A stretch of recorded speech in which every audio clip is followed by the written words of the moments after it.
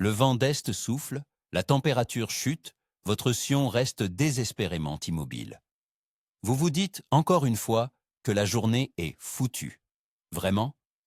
Aujourd'hui, on s'attaque à la plus grande légende de la pêche en hiver, le mythe ultime, ce fameux vent d'est qui paralyserait tous les poissons. Je vais vous prouver que cette croyance est bien souvent une excuse facile. Mieux encore, je vais vous montrer comment transformer une journée soi-disant sans en une session mémorable. Car la vraie raison pour laquelle ça ne mord pas, ce n'est pas directement le vent, mais une erreur fondamentale que presque tout le monde fait sans même s'en rendre compte. Alors, avant d'aller plus loin, soyez honnête et dites-moi directement dans les commentaires. Pour vous, un jour de vent d'est en hiver, c'est pêche annulée ou vous tentez quand même votre chance? Cette histoire du vent d'est, c'est une véritable institution. On l'entend depuis qu'on est gamin au bord de l'eau. C'est le dicton que nos anciens, nos pères, nos grands-pères nous répétaient en boucle « Vent d'est, le poisson rien ne feste » ou encore « Vent d'est, reste au coin du feu ». C'est une croyance qui est tellement ancrée dans notre culture de pêcheurs qu'elle est devenue une vérité absolue pour beaucoup. Pourquoi? Parce que c'est une excuse tellement pratique. On rentre bredouille, on a froid, on est frustré, et là, c'est facile. Ah, mais c'est normal, il y avait ce satané vent d'est. C'est plus simple de blâmer un élément incontrôlable que de remettre en question sa propre technique, son approche ou le choix de son poste. On associe ce vent à l'arrivée d'un anticyclone, donc à une haute pression atmosphérique et à de l'air froid et sec. Et la conclusion rapide, c'est que tout ça met les poissons de mauvaise humeur. Mais vous allez voir que la logique du pêcheur n'est pas toujours celle du poisson. Imaginez la scène classique. Il est 7 heures du matin, en plein mois de janvier. Le givre craque sous vos pieds. Un petit vent d'est vous pique le visage. L'eau est calme, presque trop calme. Vous êtes là, au bord de votre lac ou de votre rivière préférée, et vous commencez à lancer. 1 heure passe. Rien. 2 heures. Pas une seule touche, pas le moindre suivi. Vous croisez un autre pêcheur, 50 mètres plus loin. Il secoue la tête, l'air de dire « à quoi bon ?» C'est dans ce moment de doute que la petite voix commence à parler. C'est le vent d'est, c'est foutu. Cette frustration, ce sentiment d'impuissance, on l'a tous connu. C'est le point de départ de la plupart des sessions ratées. On commence à pêcher sans conviction. On fait des lancers mécaniques. Et finalement, on abandonne bien avant d'avoir vraiment essayé. On plie les gaules en se disant que la météo était contre nous, alors que le vrai problème est ailleurs. Le problème n'est pas sur le thermomètre, mais dans notre tête et dans notre approche. Alors, commençons par le début. Le vent lui-même est-il l'ennemi direct du poisson? La réponse est non. Un poisson, au fond de l'eau, ne sent pas le vent sur ses écailles. Il ne se dit pas « Tiens, le vent vient de l'est, je vais arrêter de manger ». Le vent n'est qu'un symptôme, un messager. Il est le signe visible d'un changement météorologique beaucoup plus global et bien plus impactant pour la vie aquatique. Penser que la direction du vent est la seule cause, c'est comme accuser le thermomètre d'être responsable de la fièvre. Le vent est une conséquence des grandes masses d'air qui se déplacent au-dessus de nous. Et ce qui nous intéresse, ce ne sont pas les courants d'air en surface, mais bien les effets invisibles que ces masses d'air ont sur la colonne d'eau. C'est un changement de perspective fondamental. Arrêtez de regarder la cime des arbres qui bougent et commencez à penser à ce qui se passe sous la surface. Le vrai coupable n'est pas le vent, mais ce qu'il apporte avec lui. Le véritable ennemi numéro 1, celui qui a le plus d'influence, c'est la pression atmosphérique. Le vent d'est, en hiver, est presque toujours associé à un anticyclone. Et qui dit anticyclone, dit haute pression. Imaginez une colonne d'air qui pèse plus lourd sur la surface de l'eau. Cette pression accrue se transmet dans toute la colonne d'eau et vient littéralement compresser les poissons. L'organe le plus sensible à ce phénomène, c'est leur vessie natatoire. C'est cette petite poche de gaz qui leur permet de gérer leur flottabilité, de monter ou de descendre. Quand la pression extérieure augmente fortement, leur vessie natatoire est comprimée. C'est un inconfort terrible pour eux. Pour vous donner une image, c'est un peu comme si nous, humains, avions une migraine constante ou des problèmes d'oreille interne en altitude. Le poisson se sent mal, il est engourdi, et sa priorité n'est certainement pas de se lancer dans une course-poursuite après un leurre. Comment se comporte un poisson sous l'effet de cette haute pression? Il devient léthargique, totalement apathique. Son premier réflexe pour soulager cet inconfort est de descendre vers le fond. Plus il descend, plus la pression de l'eau augmente, ce qui aide à contrebalancer la pression atmosphérique et à stabiliser sa vessie natatoire. Il va donc chercher les couches d'eau les plus profondes et les plus stables. Une fois calé sur le fond, ou très près, il va bouger le moins possible. Tous ses déplacements seront lents, calculés. Son activité métabolique ralentit. Il n'a aucune envie de dépenser de l'énergie. Il va rester collé à une structure, une cassure, un obstacle et attendre que ça passe. C'est pour ça que vous pouvez lancer votre leurre 100 fois à 3 mètres au-dessus de lui sans qu'il ne réagisse. Il n'est pas paralysé, il est en mode économie d'énergie maximale, dans une position de confort relatif pour supporter cette pression qui l'écrase. Parlons maintenant de l'effet direct du vent sur l'eau. Même si le poisson ne le sent pas directement, le vent a des conséquences mécaniques importantes. Premièrement, il crée des courants de surface. Un vent constant qui souffle sur une grande étendue d'eau va pousser la couche d'eau superficielle. En hiver, cette couche de surface est souvent la plus froide. Le vent d'est, qui est un vent froid, va donc accentuer ce refroidissement. Il va pousser cette eau glaciale contre la berge qui lui fait face. Cette accumulation d'eau froide sur une berge peut faire chuter la température de plusieurs degrés dans cette zone, ce qui est un choc supplémentaire pour les poissons qui s'y trouveraient. À l'inverse, sur la berge abritée du vent, la situation peut être différente. Comprendre cette mécanique est essentiel pour choisir son poste de pêche.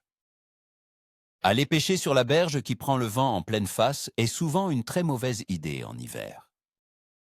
Le deuxième effet qui se coule du vent d'est, c'est le piège de la température. Ce vent est continental. Il vient de l'est de l'Europe, des terres froides de Russie en hiver. Il amène avec lui de l'air sec et glacial. Son arrivée coïncide donc très souvent avec une chute brutale du thermomètre. Il peut faire passer la température extérieure de 5 degrés à -2 en une seule journée. Les poissons, en tant qu'animaux à sang froid, sont entièrement dépendants de la température de l'eau pour réguler leur métabolisme. Une chute rapide de la température de l'eau, même d'1 ou 2 degrés, est un signal d'alarme pour leur organisme. Leur système digestif ralentit, leurs besoins énergétiques diminuent drastiquement. Ils entrent dans une sorte de torpeur. Ils n'ont tout simplement plus besoin de manger autant, et surtout, plus, aussi souvent. C'est un facteur biologique qu'on ne peut pas ignorer. Quand on combine les deux facteurs, on a le cocktail parfait pour une session de pêche très compliquée. D'un côté, vous avez la haute pression atmosphérique qui rend les poissons physiquement inconfortables et les cloue au fond. De l'autre, vous avez la chute de température qui ralentit leur métabolisme et leur coupe l'appétit. C'est un double coup de massue. Le poisson n'a ni l'envie, ni le besoin, ni la capacité physique de se nourrir de manière agressive. Il est en mode survie. Son seul objectif est de dépenser le moins d'énergie possible en attendant que les conditions s'améliorent. C'est cette combinaison qui a forgé la légende du vent d'Est. Parce que oui, dans ces conditions, si vous continuez à pêcher comme vous le feriez un jour normal, vous allez très certainement rentrer bredouille. C'est une certitude. Le décor est planté, la situation semble désespérée. Alors, est-ce que ça veut dire que tout est foutu? Qu'il faut vraiment rester au coin du feu? Absolument pas. C'est là que tout devient intéressant. C'est là que le pêcheur intelligent se sépare du simple lanceur. Comprendre que les poissons sont dans un état de léthargie est la première étape. La deuxième, c'est de comprendre qu'un poisson, même léthargique, doit se nourrir. Il ne peut pas jeûner pendant des semaines. Il va simplement le faire différemment. Il ne va plus chasser, il va cueillir. Il va saisir la proie la plus facile, celle qui lui passe juste devant le nez et qui ne demande aucun effort. La fenêtre d'alimentation sera peut-être très courte, limitée à quelques minutes dans la journée, et les proies très spécifiques. Notre travail en tant que pêcheur n'est plus de provoquer une attaque réflexe, mais de présenter une offrande irrésistible à un poisson qui n'a pas faim. La nuance est énorme. Et c'est ici qu'intervient l'erreur que commettent 99% des pêcheurs. Face à ces conditions, ils ne changent rien, ou presque rien. Ils vont peut-être mettre un leurre un peu plus petit ou d'une autre couleur. Mais fondamentalement, leur approche reste la même. Ils continuent de pêcher aux mêmes endroits, souvent des postes qu'ils aiment bien en temps normal. Ils continuent de pêcher à la même profondeur. Et surtout, ils continuent de pêcher à la même vitesse. Ils animent leur leurre en linéaire. Ils font des petites tirées. Bref, ils pêchent de manière active, pour un poisson qui est devenu complètement passif. Ils essaient de parler une langue que le poisson ne veut plus écouter ce jour-là. C'est comme essayer de vendre un aspirateur à quelqu'un qui est en train de dormir profondément.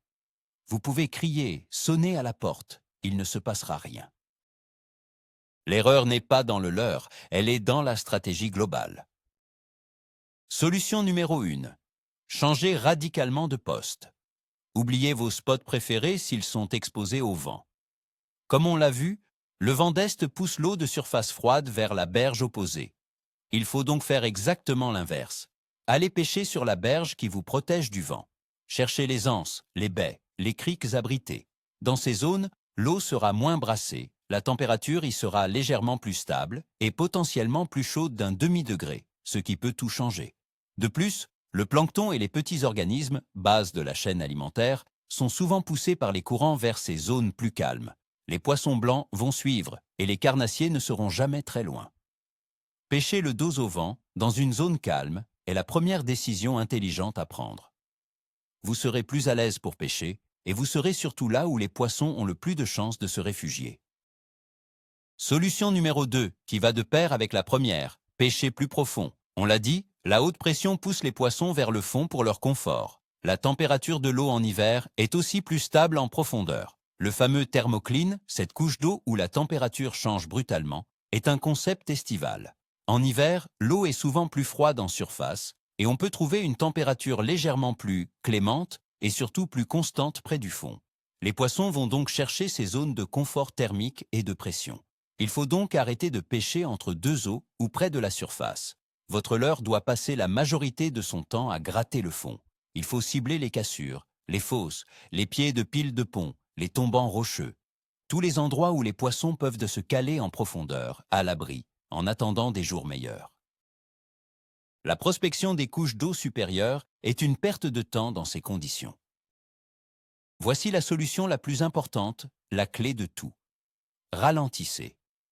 Et quand je dis ralentissez, je ne parle pas de mouliner un peu moins vite. Je parle d'un niveau de lenteur que la plupart des pêcheurs trouvent insupportable. Votre animation doit être d'une lenteur extrême. Le poisson a un métabolisme au ralenti, il ne poursuivra jamais un leurre qui se déplace vite.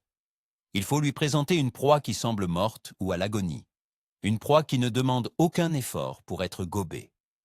Pensez pêche verticale, depuis le bord. On parle de techniques comme le drop shot, où le leurre peut être animé sur place pendant de très longues secondes.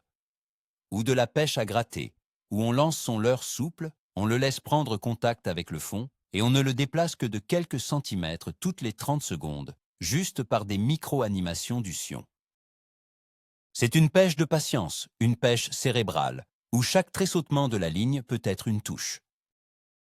Le choix des leurres découle directement de cette stratégie de lenteur. Oubliez les crankbaits qui tirent, les spinnerbaits qui vibrent trop fort, les jerks qui demandent des animations rapides. La star du jour, c'est le leurre souple. Un petit shad ou un finesse monté sur une tête plombée légère pour planer au maximum à la descente. Un montage drop shot avec un petit verre. Un montage Carolina ou Texan pour passer dans les obstacles sans s'accrocher. Le but est d'avoir un leurre qui reste pêchant même à l'arrêt complet. Il faut des leurres qui réagissent à la moindre sollicitation. Parfois, le simple courant suffit à faire frétiller la queue d'un bon shad. Pensez aussi aux leurres qui imitent des proies moribondes. Une écrevisse qui recule doucement sur le fond, un petit gardon blessé qui papillonne. L'agressivité est contre-productive. Votre objectif est de dire au poisson « Regarde, je suis un repas facile, tu n'as qu'à ouvrir la bouche ». Il faut aussi penser à la subtilité de votre montage. Les poissons sont apathiques, mais ils sont aussi très méfiants. L'eau en hiver est souvent plus claire. Ils ont tout le temps d'inspecter votre leurre avant de se décider. Il est donc crucial d'affiner votre approche. Utilisez un bas de ligne en fluorocarbone beaucoup plus fin que d'habitude. Si vous pêchez habituellement en 30 centièmes, passez en 20 ou 22. La discrétion est primordiale. Diminuez la taille de vos leurres. Un petit shad de 5 ou 7 cm sera souvent bien plus efficace qu'un de 12. Choisissez des coloris naturels, vert, marron, translucide. Évitez les couleurs flashy, sauf si les os sont très teintés. Chaque détail compte. Une agrafe trop grosse, un fil trop visible, une couleur trop agressive peuvent suffire à faire capoter la touche la plus subtile. Soyez minimaliste, soyez discret. Laissez-moi vous raconter une anecdote qui illustre parfaitement ce propos. C'était un mois de février. Un froid de canard avec un vent d'est a décorné les bœufs. J'étais sur un grand lac, et bien sûr, il n'y avait personne d'autre que moi. Pendant 2 heures, j'ai tout essayé. L'heure dure, shad de taille moyenne, rien. J'étais sur le point de partir. Puis je me suis souvenu de ces principes. J'ai monté un tout petit shad de 5 cm, couleur ailloux, sur une tête plombée de 3 grammes. J'ai lancé le long d'une cassure que je connaissais bien. J'ai laissé couler jusqu'au fond. Et là, j'ai attendu. J'ai juste fait trembloter mon sion, sans même tourner la manivelle du moulinet. Au bout d'1 minute qui m'a paru une éternité, j'ai senti un poids infime sur la ligne. Pas un toc franc, juste une lourdeur. J'ai ferré par réflexe. C'était un magnifique cendre de plus de 70 cm qui avait simplement aspiré le leurre sur place. Sans cette approche minimaliste, je ne l'aurais jamais pris. Il est donc temps de démonter officiellement ce mythe. Non, les poissons ne sont pas paralysés. Ce terme est complètement faux et trompeur. Ils ne sont pas dans le coma au fond de l'eau. Ils sont dans un état de conservation d'énergie. C'est une stratégie de survie parfaitement adaptée aux conditions difficiles. Ils doivent manger pour survivre, même en hiver. Leur fenêtre d'activité est simplement réduite à son strict minimum. Le challenge pour nous, c'est de placer le bon leurre au bon endroit et au bon moment, pendant cette très courte fenêtre. C'est une pêche qui demande plus de réflexion que d'action, plus d'observation que de lancer. En cessant de croire à la paralysie, on change complètement d'état d'esprit. On ne subit plus les conditions, on s'adapte à elles. On passe du statut de victime du vent d'Est à celui de chasseur stratégique. Il y a un autre facteur, et il est peut-être le plus important, le facteur psychologique. La plus grande paralysie, ce n'est pas celle du poisson, c'est celle du pêcheur. Si vous partez de la maison en étant convaincu que vous n'allez rien prendre à cause du vent, vous avez déjà perdu. Votre concentration sera mauvaise. Vous ferez des lancers approximatifs. Vous ne sentirez pas les touches subtiles. Au moindre accrochage, à la moindre perruque, vous allez vous énerver et abandonner. La confiance est 80% de la réussite à la pêche. Croire qu'il est possible de prendre du poisson, même dans les pires conditions, vous force à rester concentré sur chaque lancer, sur chaque animation. C'est cette concentration qui vous fera percevoir la touche la plus discrète. Le vent d'Est est avant tout un test pour votre mental de pêcheur. Voyons maintenant le bon côté des choses. Car oui, il y a un énorme avantage à pêcher par vent d'Est en hiver. Lequel? Vous êtes seul, ou presque. Pendant que 99% des pêcheurs sont restés au chaud en maudissant la météo, vous avez le plan d'eau pour vous tout seul.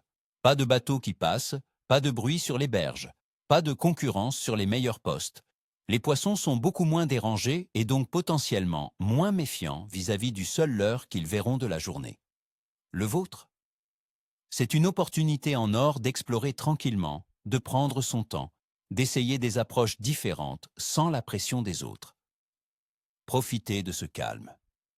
C'est un luxe qui n'a pas de prix. Chaque sortie par temps difficile est un apprentissage accéléré. La clé ultime, c'est l'observation. Arrêtez de vous fier aux dictons et commencez à vous fier à vos yeux. Avant même de faire le premier lancer, prenez 5 minutes pour observer l'eau. Cherchez les zones de calme, les remous, les contre-courants. Observez la surface. Y a-t-il des oiseaux pêcheurs? S'ils sont actifs et qu'ils plongent, c'est que le poisson blanc bouge en dessous. Et si le poisson blanc bouge, les carnassiers ne sont pas loin. Regardez les bordures. Une petite chasse discrète dans une anse abritée peut trahir la présence d'une perche. Le moindre signe de vie est une information capitale. Ne partez jamais du principe que tout est mort. La nature a ses propres règles. Soyez un détective au bord de l'eau, pas seulement un lanceur de leurre. C'est cette capacité d'observation qui vous mettra sur le chemin du poisson. Pour conclure cette partie, récapitulons la nouvelle stratégie. Quand le vent d'Est se lève, voici votre plan de bataille. Premièrement, le poste. Privilégiez systématiquement les berges et les zones abritées du vent, et concentrez votre prospection sur les zones les plus profondes que vous pouvez atteindre. Deuxièmement, la vitesse. Adoptez une animation d'une lenteur extrême avec de très longues pauses. Pensez sur place plutôt que récupération. Troisièmement, le leurre. Choisissez des leurres souples, de petite taille, de couleur naturelle, montés sur des têtes plombées légères ou des montages discrets comme le drop shot.